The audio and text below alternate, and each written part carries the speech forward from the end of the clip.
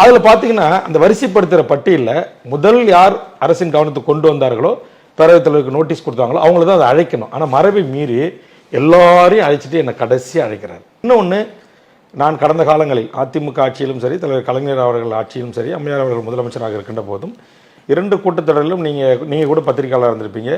சட்டமன்ற கூட்டத்தொடர் நிறைவு செய்து பேரவைத் தலைவரால் அதிக துணை கேள்விகள் கேட்டவர் பட்டியல், அதிக கேள்விகள் கேட்ட பட்டியவர், அதிகமாக கவனஈர்ப்பு தீர்மானம் கொண்டு வந்தவர்கள் பட்டியல், அதிக விவாதங்களை பங்கிட்டு அதிக நேரம் பேசியவர்கள் பட்டியல், எல்லாற்றிலுமே நான் அந்த இடங்கள் முதல் 3 இடங்கள் அல்லது முதல் 10 இடங்கள் இடம்பெறக்கூடியவன்.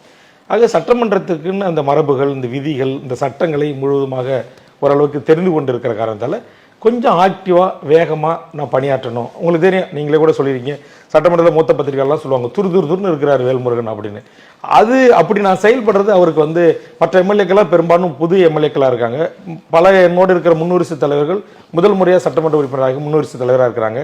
அவங்க எப்போ பாயிண்ட் ஆஃப் ஆர்டர் எழுப்பணும், எப்போ துணை கேள்வி கேட்கணும், எவ்வளோ நேரம் கேட்கணும் அப்படின்றதெல்லாம் சிலதெல்லாம் அவங்களுக்கு தெரியறதுக்கு வாய்ப்பு இல்லை. அதனால் அவங்க அமைதி காக்கலாம், அல்லது முதல் முறை பேரவைத் தலைவர் சொல்கிறாருங்க மாதிரி அவங்க டக்குன்னு கூட உட்காந்துடலாம்.